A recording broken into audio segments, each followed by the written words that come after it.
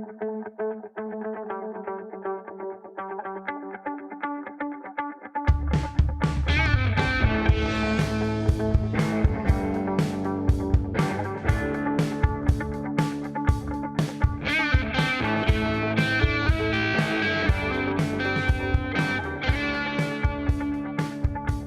and welcome to the Left Hook Larry podcast. I'm Greg Checklin and I'll be joined alongside Ewan Chapman. This week we're going to be interviewing Nick John Griffin, who is the head coach at Heart of England Boxing Club. We'll be getting an insight into his career as a boxing coach and also get his opinion on what it's been like to work with some of the best boxers in the world.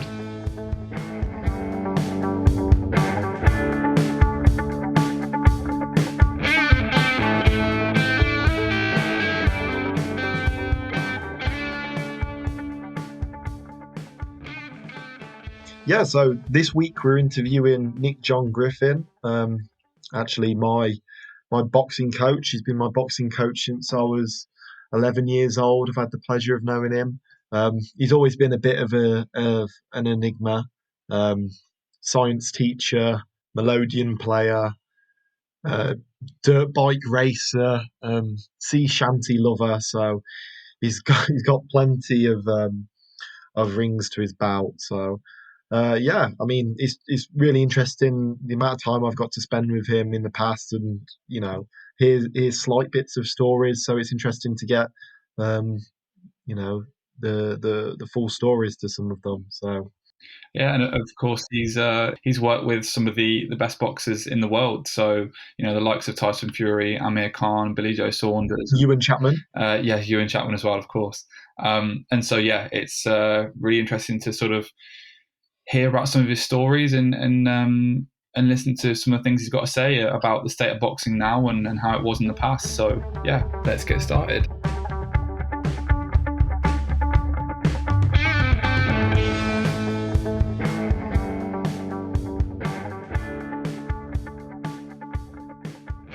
Well, I guess the first thing to ask is how long you've been involved in boxing. How did you get into boxing? I started boxing when I was about 20. Believe it or not, I came into the sport to get fit for another sport. Came into the sport to get fit for motorcycle grass track racing. Wanted to get physically stronger because they're beasts, 500cc motorbikes to wrestle around the track. So went to a boxing club. Did get fitter, did get stronger. It improved my racing. But eventually the boxing kind of took over from the racing, although I still do race occasionally and I still have got the bikes ready to get out of the garage when I want to. So yeah, it was to get fit for the motorcycle sport, and the boxing kind of took over. I found I enjoyed it and gave it a go for a couple of 3 years. Which was your favourite then? Which did you prefer out the two? Was it the boxing that became the new love? I think when you're doing boxing, you love boxing the most, and when you're doing motorcycle racing, you'd love motorcycle racing the most. You switch almost personality as you switch sports. So I wouldn't say I enjoyed one more than the other. I just love both sports, and still deeply involved, obviously. Yeah. Well, how have you found that COVID's kind of affected your love and your passion for, well, boxing particularly? Obviously, you've been so heavily involved over so many years now. What's it like to have that kind of time off and to reflect on how the sport's going, how your relationship with boxing's going? I found aspects of life a little bit boring without it because I've been, going to the gym, coaching the kids, going to tournaments for 30 years now. It's a big part of your life that's suddenly taken away. But I have been pretty busy in the sport, even though the gym's been shut. I've delivered 1 or 2 Zoom sessions. I've taken part in a few Zoom training sessions. So I've done the England boxing kick racism out of the sport, the England boxing. What else have I done? I've done 3 or 4 courses with UK Sport to improve my knowledge in sports psychology, nutrition, and in coach education, because I do deliver quite a lot of coach education courses. I guess it's not the same as the kind of competitive side of boxing, though. Do you feel like that's the main thing that draws you to it? Yeah, that's what it's all about, isn't it? It's about competition. The training's great, the education's great, but sport's about competition. Yeah. Same with the motorcycle racing. I can spend hours in the garage, but it's all about preparation for the competition. That's the only thing that matters, really. Yeah. Getting in the ring and giving your best and shaking your opponent's hand whether you win or lose. Yeah, and I think that's the thing. I mean, we're all sportsmen here, and we all enjoy that competition side to it. I'd imagine that probably for myself, probably Greg as well, that we'd be looking at getting into more of the coaching now that we're getting a bit older. So, how do you find you, the coaching impacts on your own competitive nature? Do you still get that kind of that the same feelings you get from when you were competing to when you're coaching now? If I'm honest, it's not quite as nerve-wracking as you know yourself when you're about to get into a boxing ring. Yeah. It's a bit of an adrenaline rush. It really is. Baptisms of fire every time you walk into a boxing ring. It's hard sport. And it's not quite so hard when you're the coach because you're not taking the punches. But you still get the butterflies, particularly if it's for a championship in the latter stages. You are really nervous, and in a sense, you take every punch that the kid takes that you're coaching. Yeah.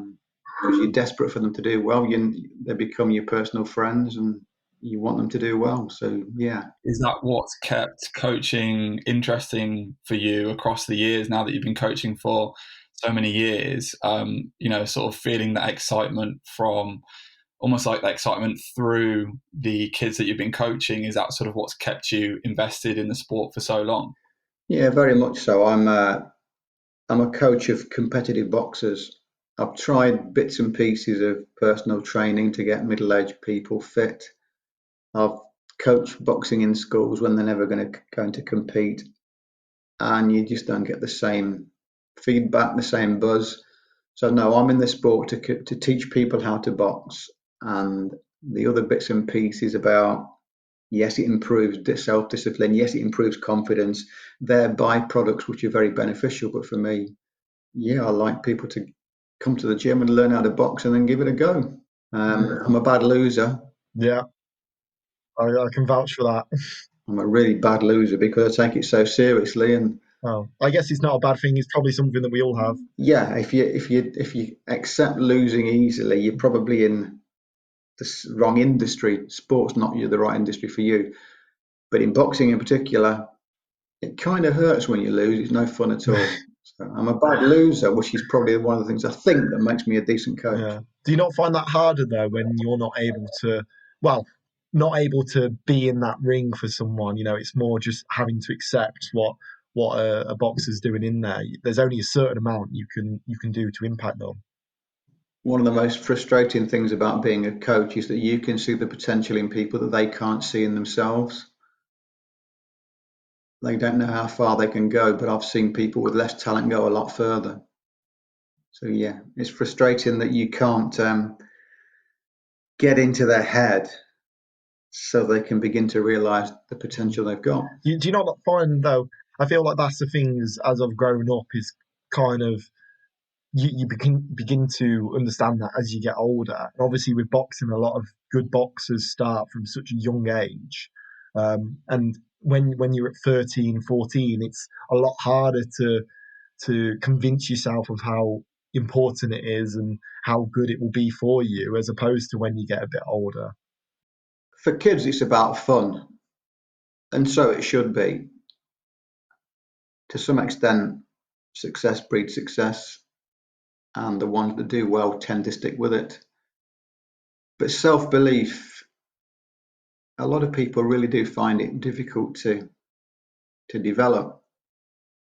They can't see themselves in the way that other people see them. They just see themselves as being second rate when actually they are so much potential. I remember when you boxed as a kid, I think you won 5 or 6 on the spin, but then you just disappeared, didn't you?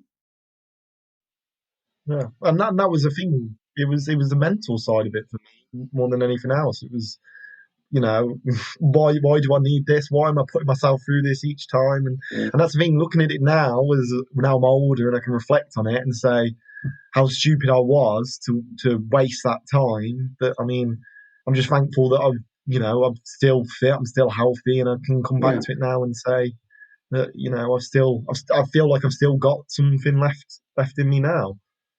Yeah, as I say, when I saw Whereas you, I think a lot of people don't realise that. no, I saw you as a kid and you got such perfect judgment of distance that if that could have been worked on for another 4 or 5 years as a junior, you might well have been going to the Olympics this year.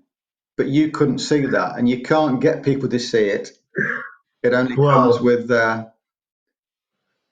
years of experience and seeing themselves in other walks of life. I think yeah, as an outsider as well, it seems like when you're boxing in the ring, it's one of the only sports where you're just so exposed, like for everybody to see. I mean, I've done a few Brazilian Jiu-Jitsu tournaments over the past few years, and it's like unlike any sort of sport that you do, especially like team sports where you can sort of hide and you can sort of go unnoticed. Whereas boxing, if you're not there 100% invested at all times in the ring, you just get so exposed. And I think the thought of that, I imagine, would be absolutely terrifying, particularly in boxing where the sort of result of not focusing or not believing in yourself can be so like catastrophic, that I can fully understand like how difficult that is mentally to have to go through. Oh yeah, it's a super tough sport, and it's not a sport for the majority. It never has been, and it never will be. It's for a small minority that have got physical, mental toughness, and have got something in them that just wants to make them fight. And most people haven't got that. Yeah, you travel away even in a small amateur show, and there's 300 people there, and 298 are screaming for your blood, and they're drunk as well. There's only your coach and your dad that are cheering you on. they're the toughest ones. They are the toughest ones. But I think that's why boxers get so much admiration.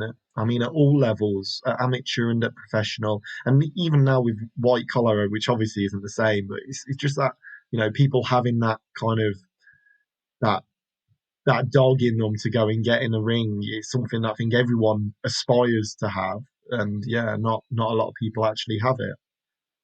Anyone can fight when they're in their hot blood, they've lost their temper, but to fight when you're in cold blood and you're calm is a special thing that most people will never grasp, let alone be able to do.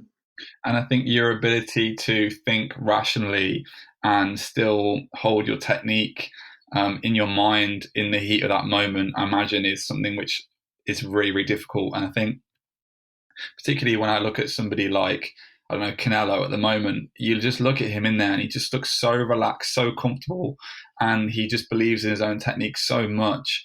And I think that's one of the things that sort of sets him apart, and I imagine sets a lot of boxers apart, is their ability to sort of be calm and rely on their technique and believe in themselves. Most novice boxers never get past the stage where they become self-aware of what they're doing in the ring. They're doing it on autopilot. They're doing it based on the moves that they've done in training, and they're doing it within the rules of the sport, but actually they're fighting. Um, and they're exhausted after 1 minute because the adrenaline levels are so high, the effort's so great. They're not thinking about what they're doing. They're not reacting to an opponent's punches or an opponent's moves. It's all on instinct. When you get past that and become self-aware and become able to treat it as a sport and not a fight, that's when you become pretty good at it. And I guess that's much easier said than done, though, isn't it? Really, that's the problem. It takes time. For the first 10 times you're in there, you're very much on just the fight instinct, and by the time you've done it 50 times, then it becomes a bit easier. So if we go back onto your own boxing career now, then Nick, um, I've heard bits about your illustrious past in the ring. Um, so why don't you tell us a bit about what kind of boxer you were yourself? Third rate, and even that's probably an exaggeration in my abilities. Southpaw, counterpuncher, 6 foot tall, 11 stone, so tall and skinny and rangy southpaw. Didn't like getting involved in a fight. Could hit with the left hand. Had 1 or 2 stoppages. got stopped a few times and lost a lot on points. And he had about 20 bouts and won less than half of them. So very, very average, but enjoyed the experience. You feel like I've been knowing you and knowing the way that you coach boxing, it's often quite a nice, rangy style of boxing. Do you think that's kind of reflective of how you were as a boxer yourself? Very much so, and to some extent it's a fault. Each coach should coach a boxer to excel based on their physique. And I sometimes do overcoach, counterpunching, moving. Some boxers should get stuck in and plant their feet a bit more, but it's not my style. It's not the style I like. So I try and avoid it, but I do sometimes fall into the trap. But as you know, at the moment in the gym, we've got 5 or 6 different coaches on a good day, so all boxers can get input from a range of coaches that themselves had a range of styles when they were competing. Your dad, for instance, he's a bit shorter and stockier than me, so I imagine his boxing style was a bit different as well. Yeah, and that's the thing. I mean, looking at it and trying to imagine how it must be, I imagine that all coaches must try and take their own style and put it into their own style of coaching. So, I mean, it makes sense that your coaching would reflect how you were as a boxer. And from what I imagine from my dad, his coaching probably is suited to how he was as a boxer, a bit more stand and trade. It is to some extent automatic, and but the good coach should be the what we describe as the chameleon coach. So you change your approach, you change your attitude, you change how you coach and what you coach to meet your audience. And if I've got someone who's 5 foot tall and 15 stone, there's not really much point in me teaching them how to be a long range boxer, is there? Well, you say that, but we've seen a few of them in the gym that have been quite good boxers. I can One or think two over the of years. Dan Smith as an example of that. You know, short but a lovely boxer. Yeah. Is that my fault? Should I have taught him to be a fighter? And of course, sometimes the kid's own nature has a big effect on their style as well. When you were a kid, for instance, you were very much the counterpuncher and the mover, but as an adult, you are more of a get stuck in and throw some heavy shots, aren't you? Well, I think I've got a bit of both. I've got a bit of both. So, how did you get into coaching then? I used to box for a club that was called the Venture Boxing Club, and it was based at Ashby Road Sports Club in Hinckley. And with hindsight, the guy who was coaching it was pretty clueless. But of course, you don't realise that when you're just a boxer. And he actually turned professional, took 2 or 3 boxers professional. So it left a void, really. And I suppose ultimately I either started coaching or the club shut down. So I started coaching. Did my level 1 coaching course in 1990, I think. Level 2 in 92. Level 3 in 95 and level 4 in 98, I think. I mean, how high in England boxing? How high do the levels go? Is level 4 the maximum? Yeah, it stops at 4. So what does that put you as? What's your official title within England boxing as a coach? A level 4 coach. No, No just more, not nothing more than that. master sensei. Afraid not. A level 4 coach. Why did I bother going through all the coaching badges? Purely to try and be a better coach. I think. What would you think of a boxer that says, "No, I know it all. Don't need to learn anything new. I'm the full package, so don't coach me anymore." You'd think, "What an idiot," wouldn't you? Well, the same applies to a coach. A coach should aspire to improve constantly. So I did the coaching badges, level 1, 2, 3, and 4, and still try to improve every time I get the opportunity. I'm a member of the box gatherings, so I'll often take part in Zoom seminars with various speakers. I'll access any training I can just to try and make myself that little bit better. If you can make yourself 1% better in nutrition, 1% better in technique, 1% better in strength and conditioning, that all adds up, and hopefully those improvements can bear fruit in your athletes.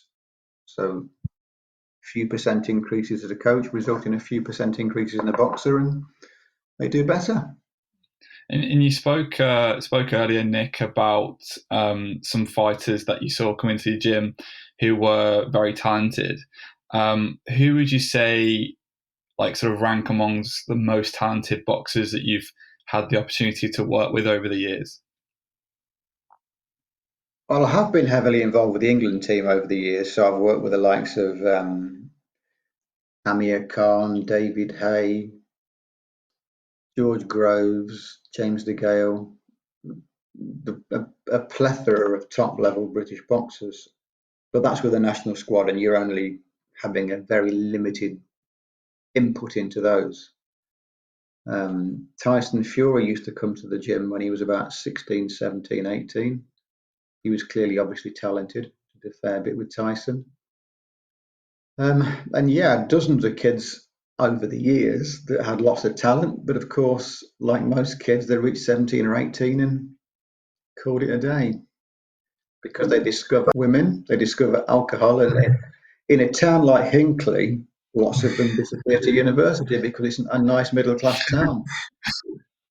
We don't lose boxers to knife crime and drugs. Yeah. We use them. We lose them to university and high pressure jobs. So, well, you mentioned there Tyson Fury.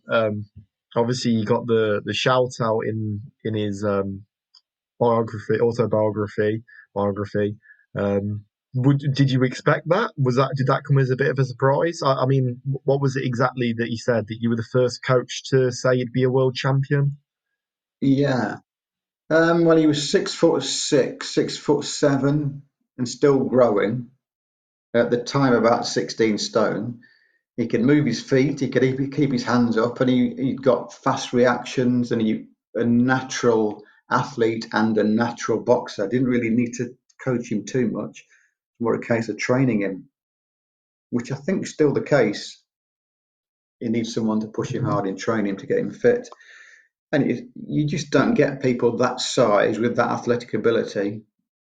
And as we know, since he got off the floor from that shot from Wilder, he's got physical and mental toughness that are second to none. So yeah, you could see it at a young age. He was always going to be a bit of a star. What was he like in the gym in them early days as like a personality, as a character? Was he always as self-assured and as loud? No, very, I would say, reserved, almost shy, quiet, respectful, thankful for what you did with him. What you see on the media now is very much a ticket selling machine to make millions of pounds for him and his promoter. I don't think the personality that people see is his true personality. He's a much more quiet, reserved person than he appears on TV. And what about his dad? Did you meet John Fury? Yeah, his dad would always bring him down. And again, just came across as a real nice fella, very respectful for what you did for his lad, and never any problems at all. And yet again, he's got this reputation of being this really rough, tough man that's fighting every 5 minutes. We didn't see any of that. We just saw a dad bringing his lad along to the gym to learn how to box and to be coached. Do you wish you'd have got longer with Tyson Fury? I mean, how much were you seeing him at the time? Was it like a traveling basis or? Oh, the reason he came to us is because his cousin boxed for us, Philip Fury, and he used to just come along and train with his cousin and liked it, and so came down quite a bit. I would guess he came down sometimes twice a week, sometimes once a month, sometimes once a week for a year or two. But he was quite quick. I got him his first two contests, I think, because I was helping with his matchmaking, and he took off quite quickly. And he was in the the England team, not the GB team, by the time he was 18. At which point, and you're living in Manchester, you're not driving down to Leicester twice a week when you're already training 3 days a week in Sheffield and 2 or 3 times in your own club in Manchester. Did you see him in them contests that you'd organised for him? Yeah, one of them was at Hinckley Football Club. Oh, and how did that go? I think he won on points. against another big, strong kid when he was about 17. And you kind of hope they're going to turn up and they're a 17-year-old heavyweight and they're going to be 5 foot wide and 5 foot tall. But no, this was another big one. It was a competitive contest, as I recall, but he won it pretty straightforward. But no star quality there. Well, again, first bout, he would be still at the fight or flight stage. Yeah, I guess. But he got through. They got through that quite quickly, and then we took him to RAF base, I think, to box an RAF boxer as well. Yeah, and of course now, Nick, we're hopefully going to get the long-awaited fight between him and Anthony Joshua. It's something which we have debated on this podcast before. How do you see the fight going? And I guess if you were in Tyson's corner, how would you advise him to take this fight, or how would you advise him to fight this fight? When you make predictions about heavyweight boxing, you can often be made to look a fool afterwards, can't you? Because they don't half it. Yep. 18 stone men, the pair of them now, I think. And when you get hit by a jab by an 18 stone athlete, it's like being whacked around the head with a telegraph pole. They don't half it. So you can't make a rational prediction, I'm afraid. However, your best form guide is when they both boxed Klitschko. When Joshua boxed Klitschko, what happened? Klitschko got stopped. Klitschko got stopped in about 8 rounds. It was a hard-fought, competitive match, and Klitschko was probably winning on points at the time. What happened when Fury boxed Klitschko? At the time, Klitschko was fresher and more confident as well. He completely and utterly outboxed him for 12 rounds. So there's your best form guide, how they both fared against Klitschko. So my money would be on Fury.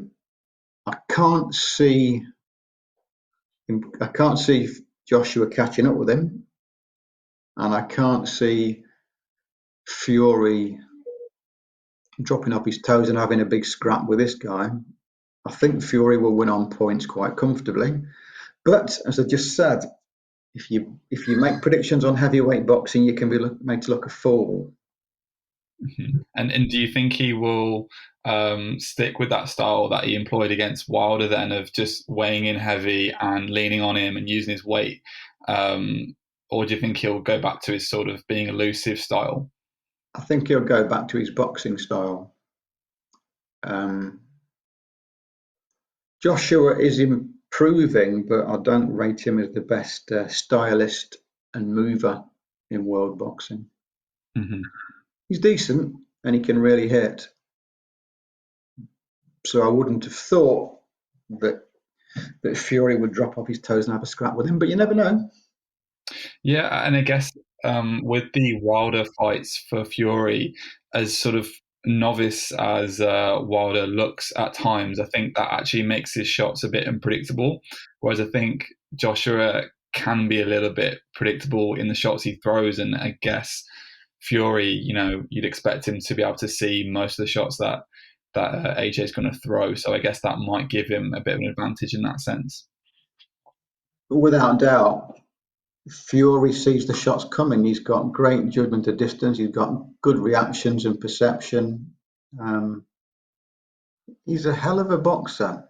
He's obviously, people give him credit, but I think he's better than people give him credit for. I mean, his first bout with Wilder,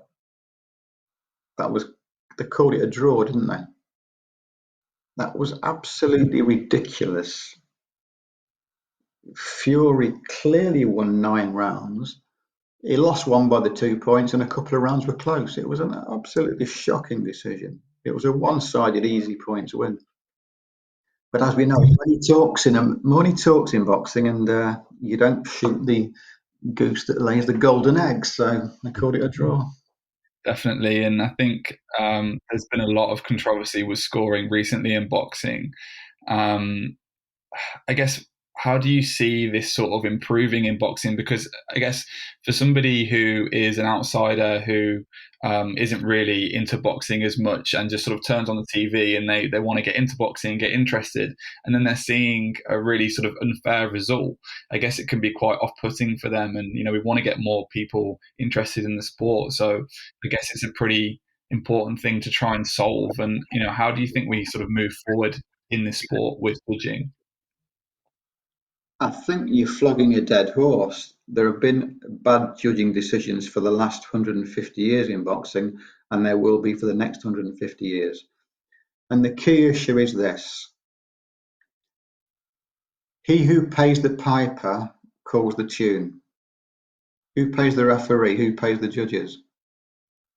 The promoter. So the promoter's fighter wins. It's the way it is. And if you don't vote for the promoter's fighter, next time there's a big show on and the judges are being paid 50,000 each, you won't be one of them. It's all about money, and the promoter's boxer will win unless it is completely and totally one-sided. And even then, they'll sometimes give it as a draw. Nick, but we see the same issues in amateur boxing, and I mean, we could go and watch a local amateur boxing show next week, and how many bad boxing decisions do we see on that? And surely they can't be affected by the same things that they are in pro boxing. That's a different issue. Now, in the new season coming up, we will probably take part as a club in, let's say, 50 contests. And probably 40% of those contests we will win, and it's obvious we've won and we'll get the decision. And 40% of the contests we will lose, and it's obvious that we lost them, we will lose the decision. About 20% will be close. And when they're close, you win some, you lose some. You do get the odd shocker, but probably 19 times out of 20, the decision is right, allowing for the fact that when it's close, you win some, you lose some. Do you remember when your brother boxed up in Chesterfield? I don't know if you came or not. Yes, for the cruiserweight bout. Yeah, no. It was this club bout. We went up at late notice. I think that we got a call on the day, I think. Anyway, he bashed the kid up. Oh, he gave him the standing 8. One-sided hammering. I think there was 3 8 counts in it. Yeah, I remember that one. He only won the split decision. So one judge thought he lost. Now that judge couldn't possibly have been thinking I was skew the scoring to my home boxer, because you can't do that unless another judge does it with you. There's only one possible reason for that decision by that judge, which is incompetence. And you will get the odd incompetent decision, but I think bent decisions in amateur boxing are pretty rare. Sometimes it's close and you think you won it, but you don't get it. A lot of judges are involved because they love the sport, but they, in most cases, were never boxers. They're not coaches. They just do a one-day judging course, and away they go. Well, obviously now you're involved in delivering some of the courses around coaching and around. Well, I'm sure you're aware of what exactly judges are looking for. So like, what are the specifics that a judge is looking for in a fight? Is there an advantage to being on the front foot in a fight? What are you doing on Thursday night, as a matter of interest? I ask because an AIBA referee is going to do a Zoom session, and it's called "What a Judge is Looking For." Your dad did it a few weeks ago, and we're rerunning it on Thursday. So it's how judges score it based on the modern scoring system. And in short, the answer is this: you count the punches landed by red, you count the punches landed by blue. The one that lands the most usually is the winner. But you do make some allowance for the power of the shot. For instance, which is better, 2 jabs or 1 backhand? That's a bit simple. comparative now, but roughly speaking, 2 jabs and 1 backhand are equal. But if it was splitting hairs, you might say the 2 jabs are a fraction more difficult to score, so you give that boxer credit. So you now do take into account the power of the shot, the difficulty of landing the shot, whether the boxer is making the fight, as they say, going forward, working hard, throwing more shots, and then you might favour them slightly if the punches landed were equal. But yeah, seriously, if you're not doing anything, it's worth listening to that seminar. No, I definitely would want to go on that. So I just want to take you back a bit. Obviously, now we've moved on quite a bit following the Tyson Fury discussion. You mentioned about some of the England tournaments that you were on. So tell us a bit about them. Tell us some of the best tournaments that you've been to, the kind of fights that you've seen there, the personalities you got to share that with. Yeah, I worked with the national team from about 99 through to about 2010. So 10 or 12 years. And I went to about 14, I think I went to 14 multi-nations tournaments, plus various what they call dual internationals, which would be England v Germany or England v Scotland or whatever the case may be. I tended to do more youth and junior tournaments than senior because, as you know, my trade is teaching, so I tend to be perceived as being a better coach for the kids than the adults. So I've done World Juniors, European Juniors, European Youths, World Youths, and so on. Characters. Billy Joe Saunders was hard work. Wow. I think we went to the European. What a surprise! We went to the European Juniors with Billy Joe, and I think he lost early on, and then you've got to sort of look after him for the next 10 days, and you're in Turkey. He just wants to do his own thing, but of course he's a junior, so you are responsible for him, and for safeguarding reasons, you've got to make sure you know where he is at all times. And how old was he then, Nick? He'd be 16 or 17, right? And right, he hasn't got. Imagine what he was like then, because now he's an adult and he's still problematic, I think you might say. you managed to keep a rein on him? Just about, but I can't pretend we knew of his whereabouts every moment of every day for the rest of the week. I mean, if you're at the boxing hall with the next 2 or 3 performers and they're boxing on that day, where's he and what do you do to control it? I also have vivid memories of things like the old 4 nations, which would be England, Ireland, Scotland, and Wales. And being English coaches, we were obsessed with looking after the kids and making sure we knew where they all were at all times. Whereas the Welsh, the Scots, and the Irish, what did their coaches do? They just went to the pubs and got drunk and let their kids run wild. Different cultures even across the British Isles. But yeah, as I say, I did about 14 multinationals, which sound very glamorous, but essentially you see the inside of a hotel in a big boxing hall. There are very few spectators there usually. It's just mums and dads who have travelled from around the world and not many locals watching. You see some very strange judging at internationals. If the Russians are there, the Russians will probably win 10 of the 12 available gold medals. A, they're very good. B, the judges are worried that if they don't vote for the Russian, they'll get shot in the head later. What a quote. Fact of life in Eastern Europe, the whole of society is just massively corrupt. Yeah. You can't guarantee that they're fighting clean as well, I assume. Oh no, the Russians have been doping for 50 odd years, not a modern thing. The racism you see in Eastern Europe, again, it just takes your breath away. It's like going back to England in 1950 or something. Terrible racism. monkey chants when English black boxers are performing and so on. It's an interesting experience when you go to a multinations. Who were some of the best performances you can remember? European juniors and the Junior Olympics, Amir just stopped everybody. Wow. That's when he was 16. Just bashed everybody up really easily. Junior Olympics, he took an American that had something like 150 bouts and won 140. Again, he stopped him in a couple of rounds. A year later, of course, he won the silver at the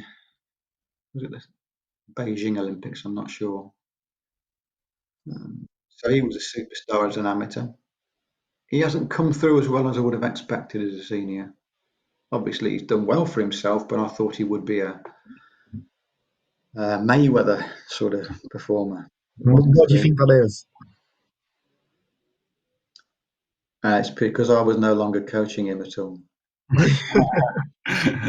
No, pro boxing's different, isn't it? 3 rounds, very different. He was a mover. He'd move out, move in, hit hard, get out again. He was always in and out, didn't hang around to take shots. Well, if you're doing 12 threes, you can't be on your toes moving in and out for 12 rounds because no one could. It just takes up too much energy. And I think I suspect he's been damaged by some of the hard shots he's taken early in his career. You remember a fella called, I think it was Breedis Prescott, that knocked him cold and something like his 5th pro fight or something. And I don't think you ever fully recover from bad knockouts like that.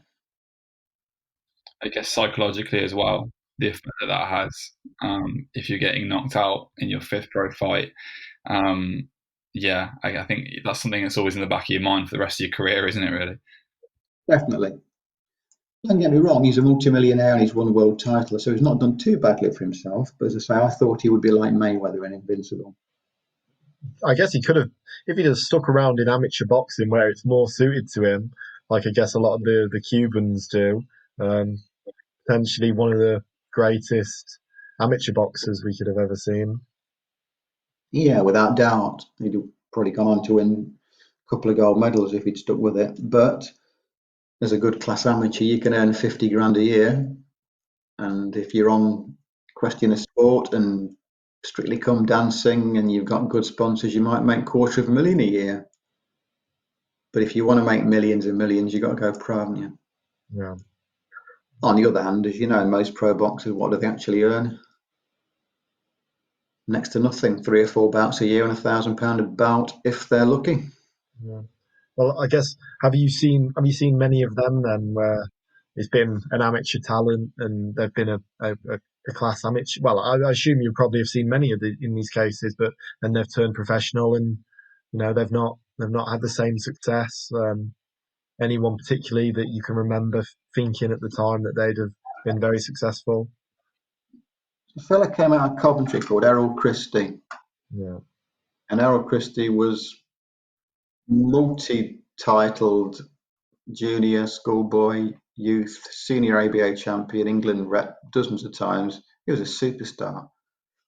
Turned pro at about 18 and rapidly disappeared after a year or two. Possibly the most talented I've seen. Brilliant boxer. Yeah, and the world is littered with examples like that, isn't it? That's the thing. I mean, it's a shame that it's not. And I say this to so many people that aren't involved in boxing and don't understand that, it's not always the best boxers that go on and become the best pros. It depends on how much backing you have and how much money you can draw. It's a shame, really, because there's some amazing boxers that just can't get a look in at pro. Neil Linford, who came out of Leicester and he was a European, I think he was a bronze medalist at the European Juniors, ABA quarterfinalist, turned pro at about 21. And he's with a small-time promoter. He's not a big name. He's not in the London set. And basically retired while still a very good performer because he just couldn't make any money at it. You've got to be the right promoter, or you've got to be a massive ticket seller, or, as you know, you've got to be willing to get bashed up once a week for £1,000 as the journeyman. That's a hard way of life, that is. I'd say for any aspiring boxers, and I'm sure there's a lot out there that want to start boxing, but the nerves that surround boxing, and not wanting to. I hear so many times when I say to people about boxing, I don't want to be hit.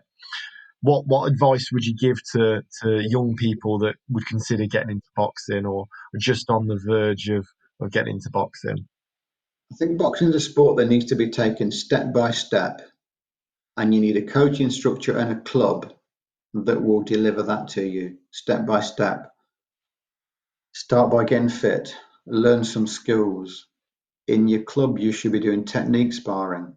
When you've got decent technique, then you can move on to condition sparring. When your condition sparring is looking about right, then you move on to an open spar in your club. Once you've done that, make sure your coaches take you around to other clubs to experience sparring with other club boxers. If you're a junior in particular, make sure that you start with skills belts, step by step, building it up. I've seen too many boxers do too much too soon and quit the sport quite early. Learn it slowly, learn it properly, develop step by step. Don't think you're going to be a world champion in 12 months. You're not. It'll take 10 or 12 years to make a world champion. Remember, it's tough. Remember, it is demanding. Remember, it takes commitment. Without those toughness, commitment, you're going nowhere anyway. Stick to playing football or some other easier sport. Get the right club, get the right coach, build on it step by step, and enjoy it. What about one of those eight week courses to fight? They are a fantastic money spinner for the people that organise them. You get your 8 free weeks of training, which is a joke. It's not training, it's just a farcical hit a punch bag and hope for the best scenario. You'll then sell 500 quid worth of tickets for the promoter. They'll give 1% of it to a charity and then pretend it's all going to a charity. You're probably going to fight someone that is just a coked up steroid head. So if you want to do boxing, do it properly. Join an England boxing club, learn how to box properly, do it properly, and stay away from the white collar nonsense would be my advice. Right, clearly not a fan of white collar. It's farcical, isn't it? Appallingly low standard. Several people die in it every year, normally because the drugs they're taking interfere with the heart, coupled with the adrenaline. Awful. Stay away from it. Learn how to do it properly. The blaringly obvious question is: are the Chapman brothers the best boxers you've ever had in the boxing gym? Well, obviously, yes. And number one at the top of the tree has to be Ewan. A fair way down the pecking order, you would find Ross, and then the other boxers down the other floor, without doubt. Yeah. Well, it was obvious, but I just wanted to get it confirmed. Yes, you're right in your judgment. Thank you very much for listening to the Left Up Larry podcast. We'll be trying to put a podcast out every single week. I hope you have a great day.